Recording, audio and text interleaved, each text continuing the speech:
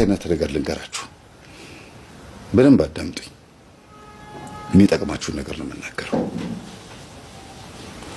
ሰይጣን ሂድ እዛ ቤት ይሄንን እንዲህ አድርገህ አጥቃ ተብሎ ይነገረዋል። ለምሳሌ ገንዘባቸውን አጥፋ ተብሎ ይነገረዋል። ምሳሌ ነው።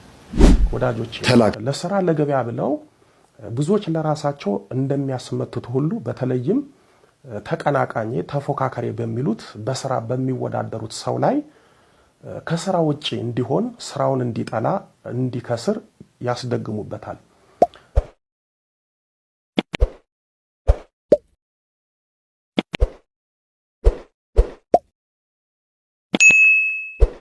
ሁለት አይነት ነገር ልንገራችሁ፣ በደንብ አዳምጡኝ።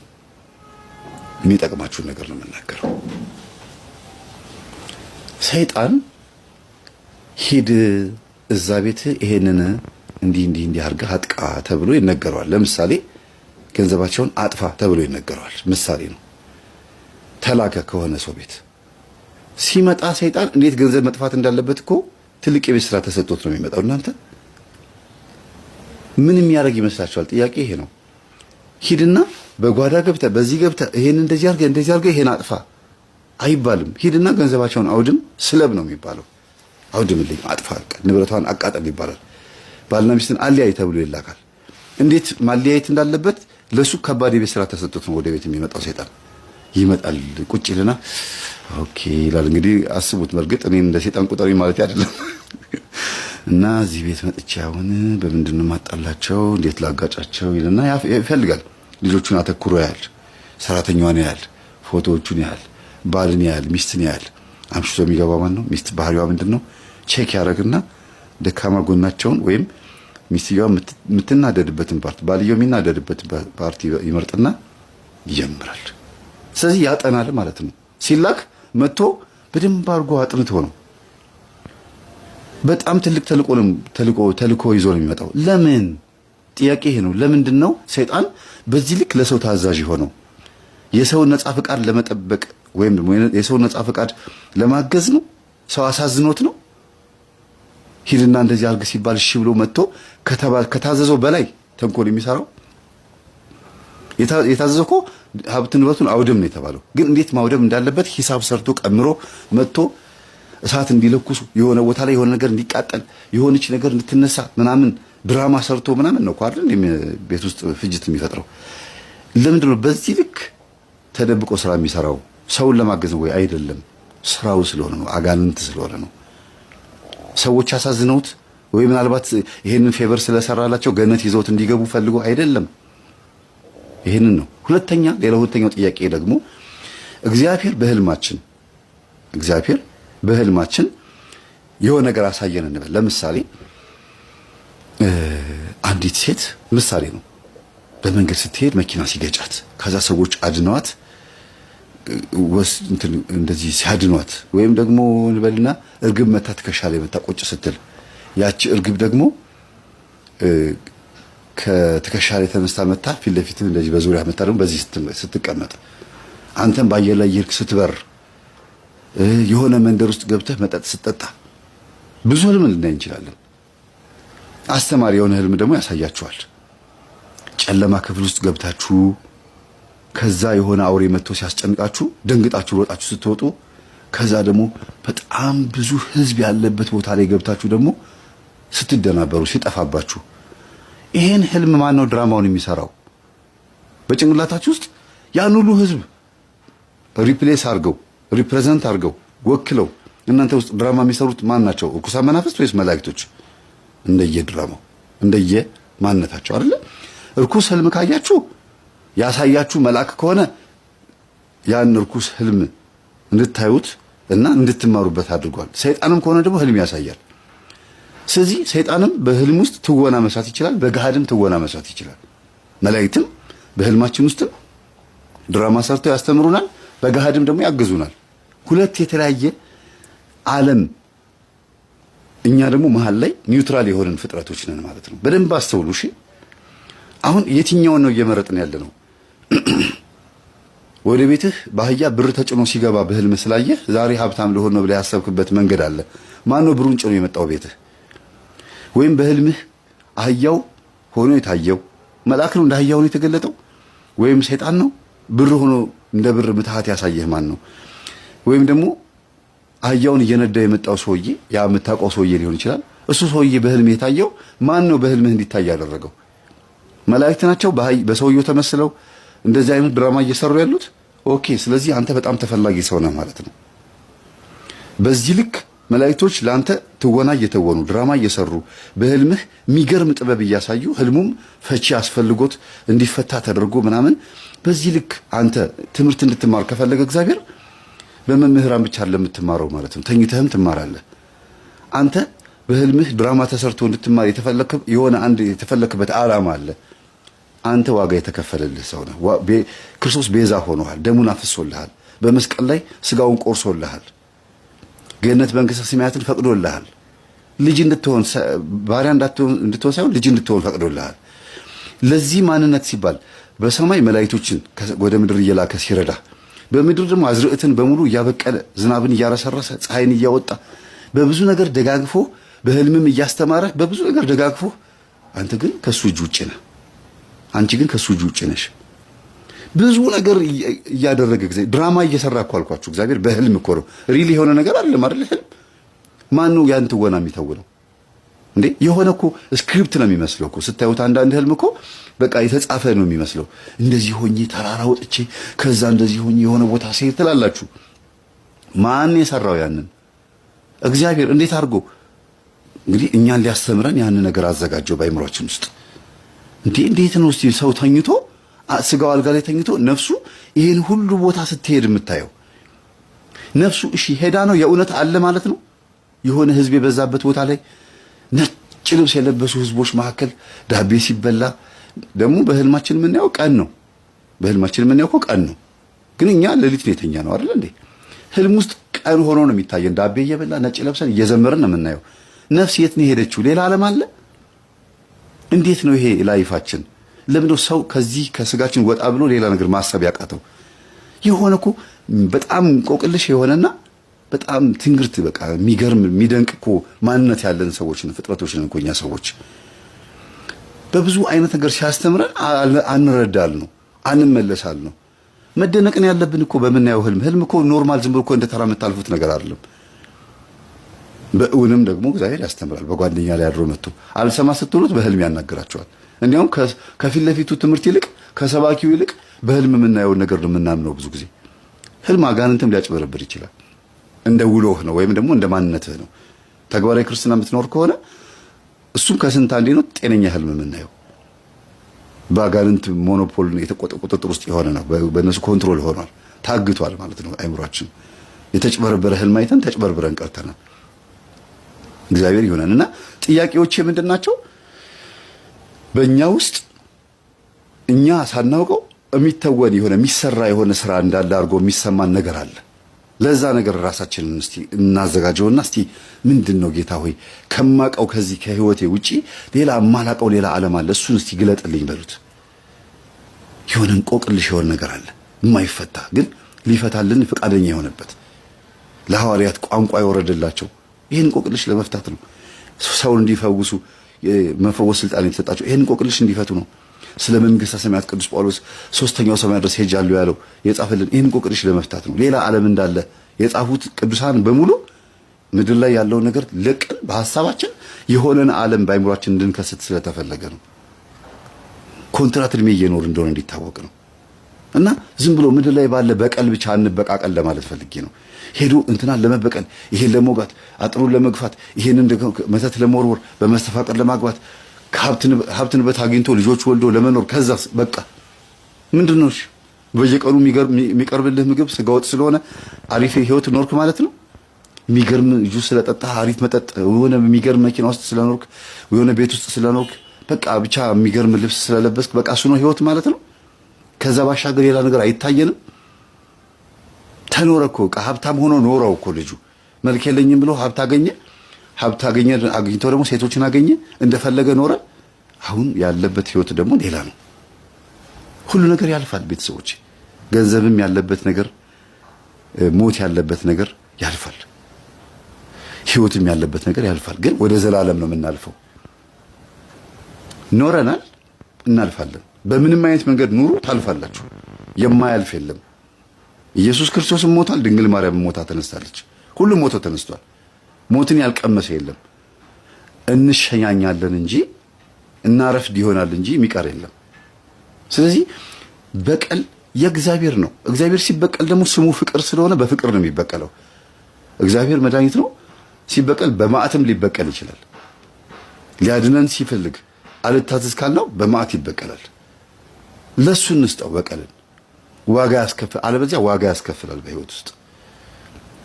ስለዚህ በህይወታችን ውስጥ ሰይጣን ተልኮ ሲመጣ አጥንቶ ነው የሚያጠቃል። ድንገት መቶ ዘውሎ መቶ በጥፊያ ይመታል።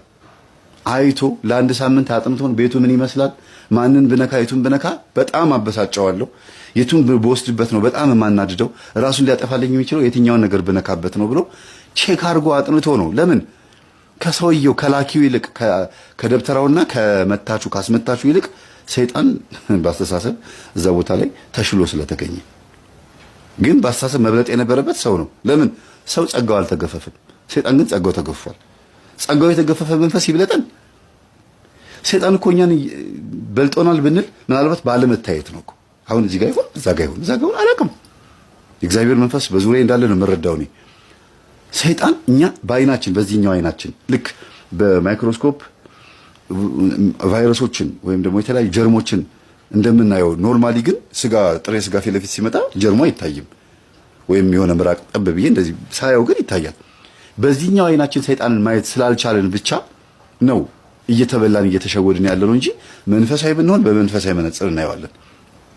ባናየውም እንኳን አጠገባችን ሽባ ሆኖ ነው የሚቀመጠው። ሳናየው ያሸነፍነው ጠላት ይሆናል። ለምን? የሚሸነፍ ስለሆነ፣ የሚዋረድ የሚታሰር ስለሆነ። እስቲ አጠገባችሁ ገመድና ከረጢት እያለ ከረጢቱን በገመዱ እሰራው ሲባል አልችልም እንዴት ይባላል? በቃ ከረጢቱን እሰራው ሲባል ገመዱ እንደዚህ አድርጎ እስር ነው ቋጥረው። እሺ በደንብ ሰራው። እሺ አለ ሁለቱም እንዴት አልችልም ይባላል? ጸሎት መጽሐፉም አለ። ሰይጣንን እሰራው፣ ስገድ፣ ጾም፣ ጸልይ፣ ውስጥ ያለውን የሥጋ ፈቃድን ፍላጎትን ግራው፣ ማንነትህን አሻሽል ሲባል እንዴት አልችልም ይባላል? ሁሉ በእጅ ነው። መንበርከክ ጉልበት ነው። ጊዜ አለ። በጊዜ መጠቀም ነው ማለት። የምትችለውን ነገር አድርገህ እኮ ነው አልችልም የሚባለው፣ እምቢ አለኝ የሚባለው። የምትችለውን ነገር አድርገህም እኮ ራሱ እየተፋለምከው አሸንፈኸዋል። ለምን? የሚሸነፍ ጠላት ስለሆነ። የሚያሸንፍ አይደለም፣ የሚሸነፍ ጠላት ነው። እንዲሸነፍ አድርጎ ነው እግዚአብሔር ወደ ምድር የጣለው። ከላይም ቅዱስ ሚካኤል ዘንዶንና መላእክቱን ወደ ምድር ጣላቸው፣ ተሸነፈን፣ በሰማይም ስፍራ አልተገኘለትም ያለው። ለኛ ነው በሰማይ ስፍራ ያለው መንግስተ ሰማያትና ገነት። ለሱ በሰማይ ስፍራ የለውም። ስለዚህ በሰማይ ስፍራ ከሌለኝ ወደ በርባኖስ ወደ ጥልቁ ምጣል ከሆንኩኝ እኔም ህዝቡን በሰማይ ስፍራ እንዳይኖረው ወደ ጥልቁ ነው ይዞ የሚሄደው ብሎ ነው እኮ ይዞን የሚሄደው። ስለዚህ እምንችል ነን፣ እምናሸንፈው ነን። ባሪያዎች አይደለንም፣ ልጆች ነን፣ ወራሾች ነን፣ የተቤዥን ነን። ዝም ብሎ የወደደን ነን። ዝም ብሎ በቃ ዝም ብለህ መወደድ አትፈልግም? ዝም ብለሽ መወደድ አትፈልጊም? እንዲሁ በቃ ወዳጆቼ ለስራ ለገበያ ብለው ብዙዎች ለራሳቸው እንደሚያስመትቱ ሁሉ በተለይም ተቀናቃኝ ተፎካካሪ በሚሉት በስራ በሚወዳደሩት ሰው ላይ ከስራ ውጪ እንዲሆን ስራውን እንዲጠላ እንዲከስር ያስደግሙበታል። እነዚህ ሰዎች ይህንን መተት ሲያስደግሙት ለሁለት ዓላማ ነው። አንደኛው በስራ ተፎካካሪያቸውን ሰው ከስራ ከገበያ ከውድድር ውጪ ያደርጉታል። ሁለተኛው ከስራ ፉክክርና ከውድድር ውጪ ካደረጉት በኋላ የስራ ዕድሉን እነሱ ይጠቀሙበታል።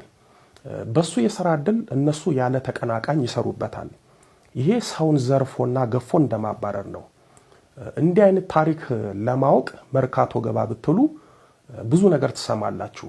አስመጪዎች፣ ጅምላ አከፋፋዮች፣ ችርቻሮ ሻጮች፣ ሌሎቹም በመቀናናት በመቀኝነት አንዱ ላይ የስራ መተት አስመትቶ ከስራው ከንግዱ ዓለም ከመርካቶ አስወጥቶ ባዶ የሆኑ አሉ። ለአብነት መርካቶን አነሳው እንጂ በተለያዩ ቦታዎችና ከተማዎች በስራ መተት ከስራው ዓለምና በረከት የወጡት የከሰሩት ብዙ ናቸው። በንግድ ስራቸውና በድርጅታቸው ላይ የስራ መተት ተመትቶባቸው ገንዘባቸው የባከነ ስራቸው የተበተነ ብዙ ናቸው። በምቀኞቻቸው ምክንያት የስራ መተት ተመትቶባቸው ድርጅታቸው የተዘጋ ገንዘብ በማጣት ትዳራቸውና ህይወታቸው የተናጋ ብዙ ናቸው። አንዳንዱ ደግሞ በስራው ላይ መተት ተመትቶበት መተት እንደሆነ አያውቅም፣ ግን ይሰራል፣ ይለፋል፣ ጠብ የሚል የለም፣ ገንዘብ በፍጹም አይዝም። እጅግ የሚያሳዝኑት ደግሞ በስራ መተት ስራቸው ተበላሽቶባቸው ከስረው አጥተው ነጥተው ደህይተው በመጨረሻ ጤናቸውን አጥተው በሽተኛ ሆኖ የሚኖሩ አሉ፣ ያበዱም አሉ። ብዙዎች ከስራ ቦታቸው በመተት ተባረዋል። ብዙዎች የስራ ዕድላቸውን በራሳቸው ሰው ተቀምተዋል። ብዙዎች ከስራ ገበታቸው በመተት ተገፍተው ከስራ ውጭ ሆነዋል። የወለላይቱ እመቤት ልጆች በስራ ላይ የሚሰራው መተት ከደንቃራ መተት ጋር አንድ ቢሆንም ልዩነታቸው ደንቃራ መተት ሁሉን ነገራችንን ገና ከጅምሩ መደንቀር ነው።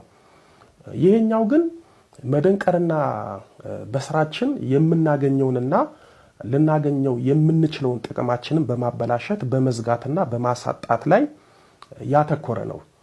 ለምሳሌ በስራችን ላይ የሚሰሩትን መተቶች ለይተንና ዘርዝረን እንመልከታቸው። በንግድ ቦታችን የሚሰራብን መተት ስናይ በንግድ ቦታችን የሚሰራው መተት ባላንጦቻችን፣ የገበያ ተቀናቃኞቻችን ወይም የንግድ ተፎካካሪዎቻችን የኛን የሥራ ዕድል አሊያም ገበያ እንደ ቡዳ በአይነ ቁራኛ እየተመለከቱ በመቅናት ጠንቋይ ቤት አጋንንት ጎታችና መተት መታሽ ጋር በመሄድ የኛን ስራ ወይም ገበያ ለማበላሸት የሚሰሩት ነው። ወዳጆቼ በአሁን ጊዜ የተለመደው በእኛ ስራ በመቅናት የኛን የገበያ ዕድል በመተት ወደ ራሳቸው የሚያዞሩበትና የሚዘጉበት መተት ነው። ይህም የኛን ዕድል በመተት መስለብ ወይም ማሰለብ ነው። ለምሳሌ ጥሩ የልብስ ሱቅ ቢኖረን በአቅራቢያችን ያሉ የኛኑ ስራ የሚሰሩ ግን የኛን ገበያ በቡዳኛ የሚያማትሩ አሉ። እነዚህ ሰዎች በእኛ ገበያ ወይም እኛ በመሸጣችን ቆሽታቸው የሚያር አንጀታቸው የሚንጨረጨር ስለሆነ የኛን ገበያ ስለማበላሸት ወይም ወደ ራሳቸው ስለማዞር ነው የሚያስቡት። በዚህም ጠንቋይ ቤት ደፍተራ ጋር በመሄድ የኛን ገበያ ለማጥፋት ወይም ለማበላሸት ከሆነም ወደ ራሳቸው ለማዞር መተት ያስመትቱብናል። በዚህም የኛ ገበያ ይጠፋል፣ ይዘጋል። እንኳን የሚገዛን የሚጠይቀን ሰው እስኪጠፋ ውሏችን ከዝንብ ጋር ይሆናል። የምንተማመንባቸው ከኛ ውጪ የማይገዙት ደንበኞቻችንም እልም ብሎ ይጠፋሉ።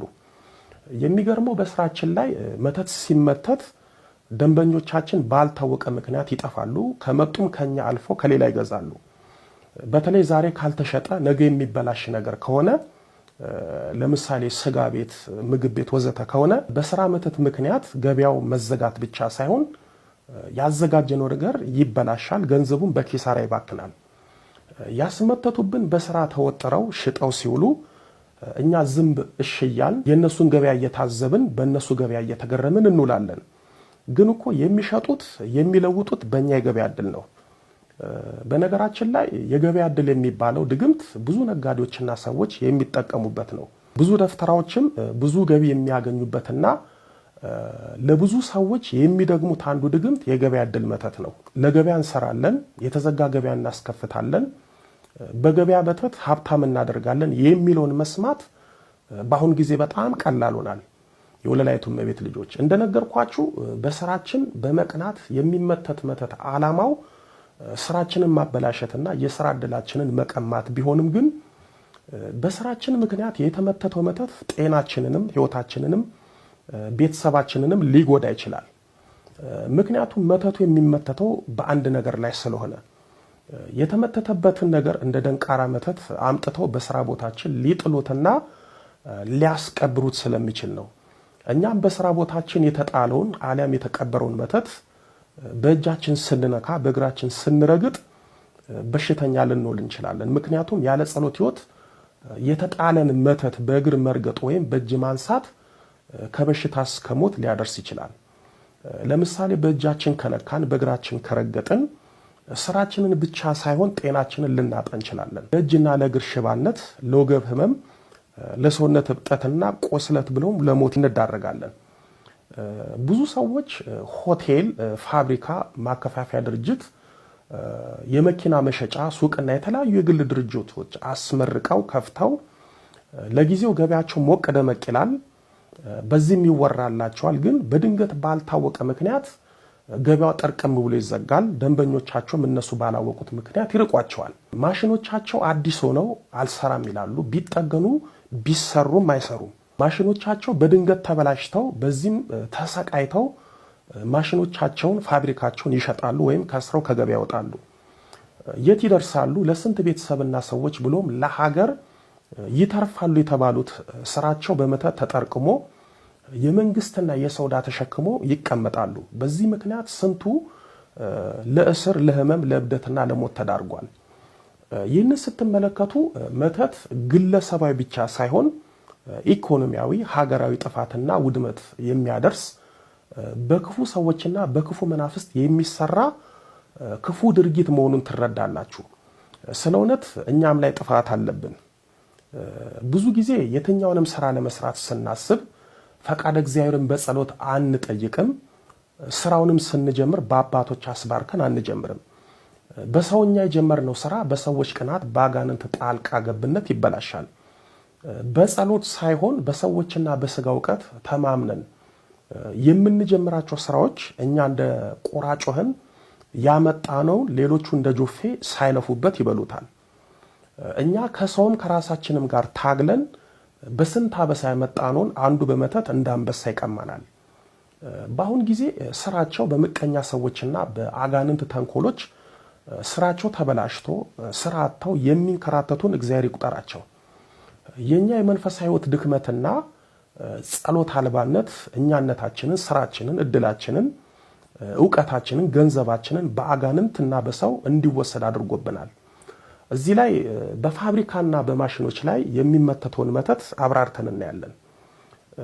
አጋንንት ረቂቅ መንፈስ ስለሆነ ለማንኛውም ተንኮል ዝግጁ ነው። ወዳጆቼ አጋንንት የእግዚአብሔር ክቡር ፍጡር የሆነ ሰው ላይ በማደር ሕይወቱን ማበላሸትና መገርገር ከቻለ ቁስ የሆነ ነገር ላይ አድሮ ጥቅም እንዳይሰጡ ማድረግ አያቅተውም። በተለያዩ ገድለ ቅዱሳን ላይ እንደተጻፈው አጋንንት ድንጋይ ላይ፣ ዛፍ ላይ፣ የተቀረጸ ጣዖት ላይ በማደር እንደ ሰው ሲናገርና ሰዎችን ሲያስት ተጽፏል።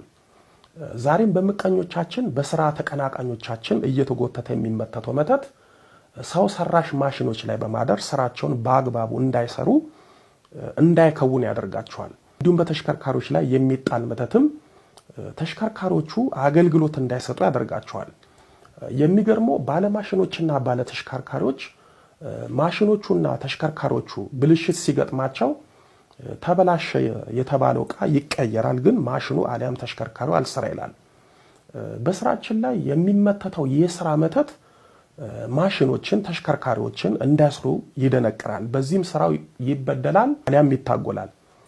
እኛም አልሆን ሲለን ኪሳራ ውስጥ እንዳንገባ የገዛነውን ማሽን አሊያም ተሽከርካሪውን በቅናሽም በወደቀ ዋጋ እንሸጣለን። የሚሆነው ምቀኞቻችን የኛን በቁም ደህይቶ ማየት ስለሚፈልጉ የሚያደርጉብን ነው። የሚያሳዝነው ደግሞ በምንሰራበትና በምንኖርበት ቤት በማሽኖችና በተሽከርካሪዎች ላይ መተት ከተመተተ እሳት ለላሰ ሀገሩን ለማሰ ደላላ ብንነግርም አልሸጥ ማለት ነው። ቀንሰን እንኳን የሚገዛን እናጣለን። የመተት አጋንንቱ በኪሳራ የምንሸጥበትን እድላችን እንኳን ይዘጋብናል። በስራ እድሉ በምቀኝነት በቅናት መተት የተመተተበት ለምሳሌ ድርጅት ወይም ካምፓኒ፣ ፋብሪካ፣ ሱቅ ወዘተ ያለው ሰው ስራው ከመዘጋጋቱ ስራው ከመበላሸቱ ባሻገር በእጁ ያለው ገንዘብ በሰበብ አስባብ ይወጣል፣ ይበተናል፣ ይጠፋል፣ ይባክናል። የስራም ይሁን የትኛውም ገንዘብ እጃቸው አይገባም፣ ከገባም አመድ ይሆናል። በስራቸው ላይ መተት የተመተተባቸው ሰዎች አንዱ የሚያሳዝኑት በአስጨናቂ ችግር ውስጥ ሆነው በእጃቸው ያለው ንብረት ለችግራቸው አይሆንም። ንብረት እያላቸው ተሽጦ ብዙ ገንዘብ የሚያመጣ ነገር እያላቸው ግን በችግር ይኖራሉ። የሚበሉት ሳያጡ ይራባሉ። ሳይቸግራቸው በመተት ተቸግረው ችግረኛ ይሆናሉ። አንድ ሰው አስታውሳለሁ፣ ትልልቅ ስራ ይሰራ ነበረ፣ ግን ስራው በመተት ተበላሽቶበት ንብረት እያለው አልሸጥ ብሎት ለመኪናው ነዳጅ የሚቀዳበት ገንዘብ ያጣ ነበረ። እኔ ሁል ጊዜ የማዝነው እነሱ ላይ መተት መመተቱ ብቻ አይደለም። ምክንያቱም በስራቸው በእድላቸው የሚቀናባቸው ጥሩ ምቀኛ ካለባቸው ይመትቱባቸዋል።